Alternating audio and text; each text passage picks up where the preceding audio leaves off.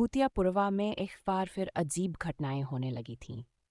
गांव के लोग कहते थे कि एक प्राचीन दानव वहां के पुराने पीपल के पेड़ के पास रहता था। दानव का नाम भीमासन था। बहुत पहले किसी ऋषि ने उसे श्राप देकर उस पेड़ से बांध दिया था ताकि वह गांव वालों को परेशान न कर सके। पर पिछले कुछ दिनों से गांव में गायब होते जानवर, आधी रात को अजीब आवाजें और झाड़ियों में हलचल सी महसूस होने लगी थी। लोग डरने लगे थे। गांव के बुजुर्गों का मानना था कि दानव की शक्तियां धीरे धीरे वापस आ रही थीं और शायद वह पेड़ से आजाद होने की कोशिश कर रहा था। गांव के सबसे बहादुर लड़के अर्जुन ने ठान लिया कि वह दानव के रहस्य का पता लगाएगा। रात के अंधेरे में एक मशाल लेकर अर्जुन उस पीपल के पेड़ के पास पहुंचा।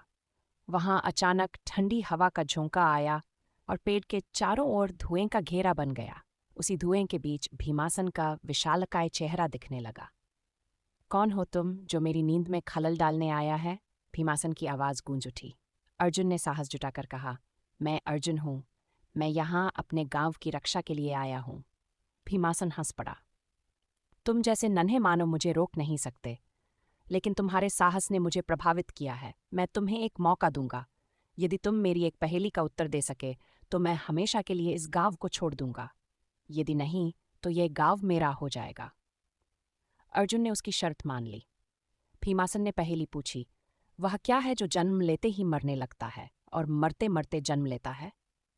अर्जुन सोच में पड़ गया। उसे उत्तर समझ नहीं आ रहा था, पर उसने अपने दिल की सुनी और जवाब दिया, वह समय है। भीमासन हैरान रह गया। उसका श्राप टूट गया और वह धुएं में विलीन हो गया। गांव को उसके भय से हमेशा के लिए मुक्ति मिल गई। अर्जुन का साहस पूरे गांव के लिए प्रेरणा बन गया और भूतियापुरवा फिर से चैन की नींद सोने लगा।